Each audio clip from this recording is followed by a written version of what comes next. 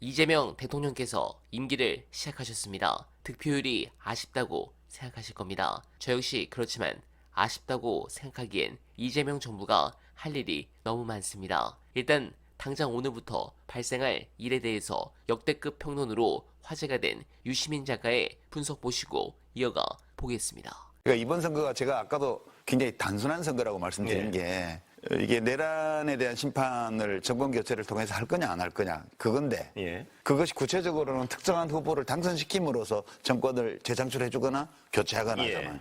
김문수, 이재명 딱 정해져 있어요. 근데 지금 정주필께서 말씀하신 게 분열되어 있는 국민적 에너지를 하나로 통합해서 지금 위기에 처해 있는 우리 국민 경제를 포함해서 이 경제, 사회, 문화적인 위기를 잘 극복하는 리더십이 필요하다는 것은 공통적으로 얘기를 하고 있어요. 그런 점에서 보면 둘 중에 누가 더 잘할 수 있을까 그거를 캠페인 과정에서도 보고 선거 운동 과정에서도 살펴보고 공약도 보고 그 사람 살아온 과정도 보고 뭐 이렇게 여러 가지 보는 거죠. 제가 보기에. 우리 헌정사가 이제 한 75년 정도 되는데 자유로운 선거가 이루어지기 시작한 건 1987년 대통령 선거 때부터죠. 그 이제 한 40여 년 됩니다.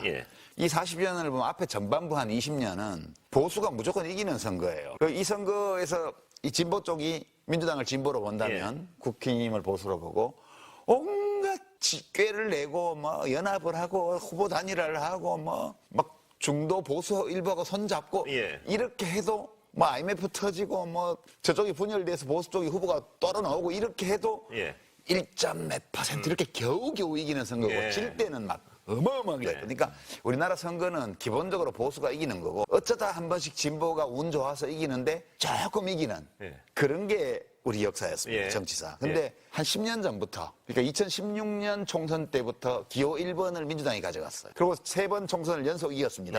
그 이제는 어떻게 됐냐면 보수 쪽이 엄청 모든 노력을 다 해도 겨우 0.7% 이기고 질 때는 어마어마하게 지는 거예요. 막 180석, 막 190석 지는 거예요. 대통령 선거도 그렇게 되고요. 그러니까 이 현실을 못 받아들이는 거예요. 그러니까 이 현실을 부정하고 싶은 거죠. 이럴 리가 없어. 이게 현실인데. 현실 부정이 어떤 방편으로? 지금 그 단계입니다. 이거를 받아들여야만 이게 현실이고 이렇게 된 데는 그만한 이유가 있다. 이걸 받아들여야만 이제 다시 재건하고 부활하고 다시 성장할 수 있는데 여전히 국힘당은 이 미몽에서 못 태어나고 있는 거예요. 그러니까 저 당이 굉장히 미래가 어둡다. 예측하기에는 이제 내일부터 당장 상황이 안 좋아요. 그러니까 이제 어떤 상황이 벌어질 거라고 보냐 하면 비관적인 전망일지도 모르겠는데 그렇게 안 되기 위해서 이재명 후보가 대통령이 되면 노력한다고 평소에 늘 말해왔다고 하시지만 당장 보세요. 민주당이 의결해서 통과시켰는데 대통령과 그 권한대행들이 줄줄이 거부권을 발동한 법이 여러 개가 있습니다. 무슨 특검법이 3개나 있죠. 그다음에 양곡관리법부터 해가지고 많습니다. 한 10여 개의 법이 있어요.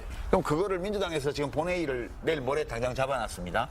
그럼 이제 하나하나 다 처리를 할 거 아니에요. 그러면 국힘당에서 이제 야당이 됐으니까 우리 그전에도 반대하던 건데 이제 찬성할 수 있으니까 또 반대할 거예요. 뭐 대통령 거부권을 해라, 행사해라, 뭐 그러면 안 그러면 협치는 없다. 이래서 막 나올 거예요. 그러면 근데 이재명 대통령이 그거를 거부권을 발동할 것 같으면 뭐하러 정권을 바꿔요? 그러니까 할 거 아니에요.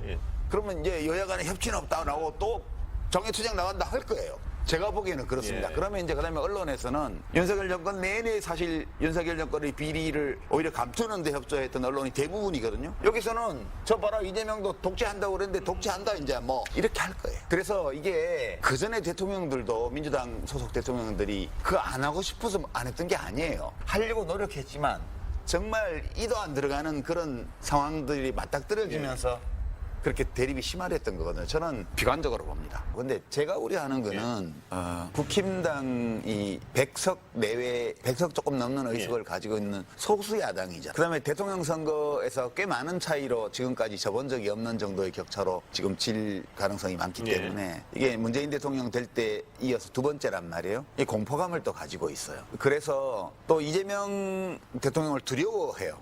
그러니까 검찰권을 동원해서 계속 제거하려고 했던 이유를 잘 모르겠는데 저는 그거를 이해를 잘 못하겠는데 이재명은 독재사 이렇게 진심으로 하는 것 같아요. 제가 보기엔 전혀 아닌데 그러니까 두려워한단 말이에요. 그러니까 굉장히 위축돼 있어요. 내일 아침 되면. 이제 그 조건에서 당장 내란을 법적으로 종식하기 위한 내란 특검법부터 처리하겠다 이렇게 나오면 초장부터 결사항전으로 나올 가능성이 많아요. 내란 때문에 조기 대선을 했는데 거기서 뽑힌 대통령이 그래 야당이 너무 반발이 심하니까 이거 천천히 합시다. 이러면 또 망하는 거예요. 그러니까 이런 복잡한 문제들이 엄청나게 지금 사후 모순적인 문제들이 쌓여 있기 때문에 이거를 이제 이재명 대통령이 어떻게 이거를 처리해 나가냐 이건 저의 상상 영역 밖에 있어서 제가 뭐라고 비평은 못 하겠어. 근데 고생문이 열린 거는 확실하다. 네, 공감합니다.